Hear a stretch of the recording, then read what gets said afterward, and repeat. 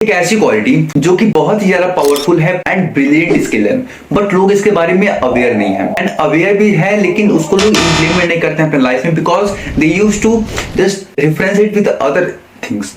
लोग सोचते हैं कि इसका सक्सेस के साथ कोई भी लेना देना नहीं है, but they are wrong. It is the important and the major factor of success and if you want to be anything in your life, if you want to become the person you had thinked out, so आपको ये skill adopt करना ही होगा and for sure जो भी आप बनना चाहते हो उस पर्सन के अंदर ये स्किल पक्का होगा। And if you have to be like that person, so आपके अंदर ये 5 क्वालिटीज जरूर होनी चाहिए और इस वीडियो के अंदर मैं उन क्वालिटीज के बारे में इन डेप्थ में बात करने वाला हूँ। So without any further ado, let's move on to the topic.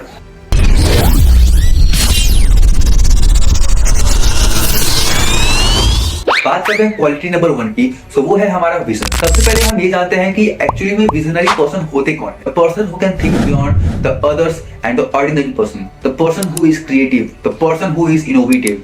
And for the kind information मैं एक चीज बता दूं आपको, अगर आपको लगता है कि लोग मुझे पसंद नहीं करते, everyone hates me, so congratulation my brother and sister, you are a good leader. क्योंकि लीडर्स को स्टार्टिंग डेज में, उसके इनिशियल डेज में कोई भी पसंद नहीं करता because they are creative, they are innovative, the think out of the box and लोग इस चीजों को पसंद नहीं करते। And the most important thing is that कि एक विजनरी पर्सन जो होता है वो अपने आप को आने वाले 10 सालों के अंदर कहां पे देखना चाहता है, वो उसके अकॉर्डिंग आज वो हार्ड वर्क पुट इन करता है। If you want to be the owner of 1000 crore company, so आप आज से ही उस कंपनी को एस्टेब्लिश करने के लिए हार्ड वर्क पुट इन करोगे। आपको जो भी नॉलेज लेना होगा आप आज ही से गेन करना स्टार्ट करोगे, then you will be the owner of that 1000 crore company. And जो ऑर्डिनरी पर्सन होते हैं they even don't think about the 1000 crore, and if you have the dare, if you have the potential to think about the 1000 crore, 5000 crore, so you are a great leader because leaders के पास इतनी capabilities होती है कि वो इतना ज्यादा hard work put in कर सके और इतने बड़े बड़े ड्रीम्स ले सके।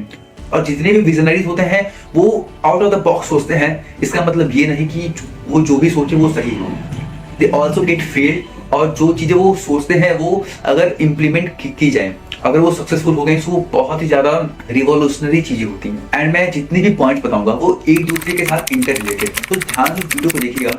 और चलते हैं पॉइंट नंबर 2 पे, वो है हमारा travel on an unexplored path. What does it mean travel on an unexplored path? देखो हम इसको समझने के लिए एक एग्जांपल लेंगे कॉर्पोरेट वर्ल्ड का। एक कॉर्पोरेट ऑफिस में एम्प्लॉइज 9 बजे आते हैं और 5 बजे वो घर पे चले जाते हैं। And the person who just do 9 to 5, they only work for money. लेकिन अगर उसी में कोई ऐसा क्रिएटिव पर्सन है जो एक लीडरशिप क्वालिटीज वाला पर्सन है, वो क्या करेगा, वो अपने आप को आने वाले 10 सालों में उस कंपनी का सीईओ या फिर रीजनल मैनेजर के तौर पे देखेगा। और रीजनल मैनेजर और सीईओ बनने के लिए काफी मेहनत है और वो आदमी, वो एम्प्लॉय आज से ही उस पोस्ट पे जाने के लिए हार्ड वर्क पुट इन करेगा।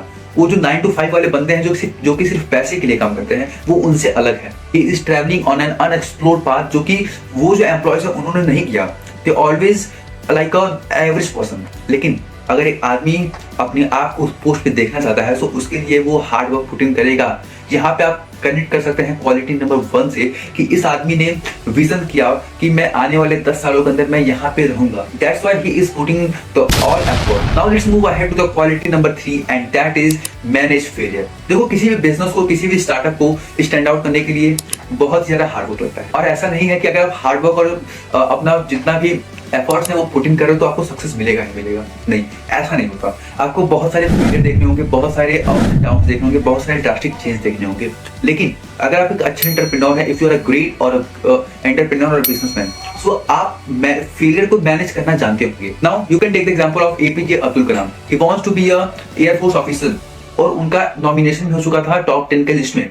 लेकिन उनका एक ऐसा पीरियड आया कि सिर्फ 9 लोगों को ही सेलेक्ट करना था and APJ Abdul Kalam was at 10th position. और वहां पे वो I had a dream that I will become a pilot.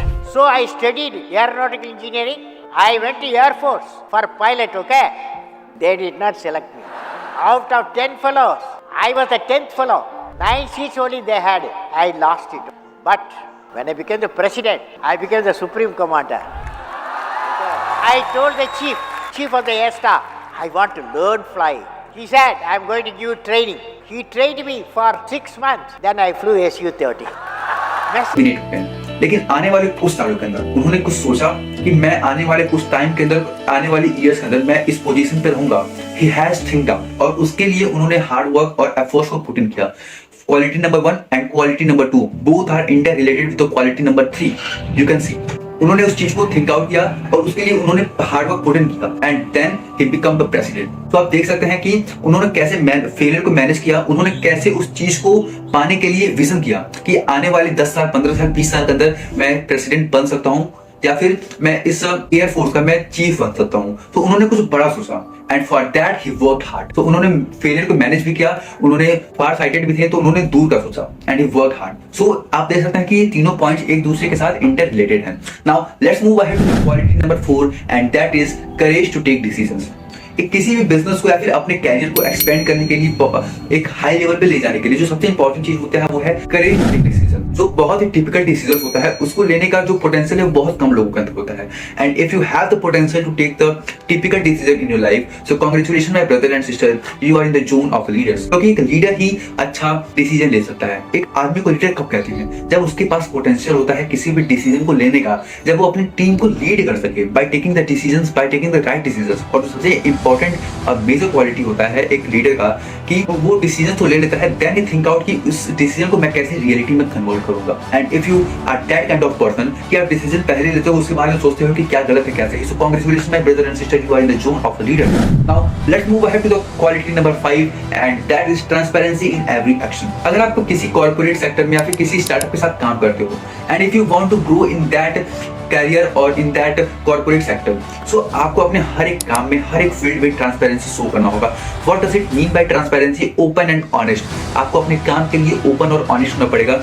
आपको अपने काम के साथ काम चोरी नहीं करना होगा। If you want to be great person in life, if you want to be a great leader, तो आपको अपने काम के साथ हमेशा ट्रांसपेरेंसी शो करना होगा। और आज के टाइम में वही लीडर समझते हैं, वही लीडर साइन करते हैं जो कि लोगों के सामने ट्रांसपेरेंट रहते हैं, अपने एम्प्लॉयज के सामने वो ट्रांसपेरेंट रहते हैं। और वो लोग नीचे दब जाते हैं जो कि चोरी छुपके काम करते हैं। तो if you have power, if you have the quality of transparency, so congratulations my brother and sister, you are a great leader, congratulations, a very hearty congratulations। क्योंकि लीडर सभी लोग नहीं बन पाते।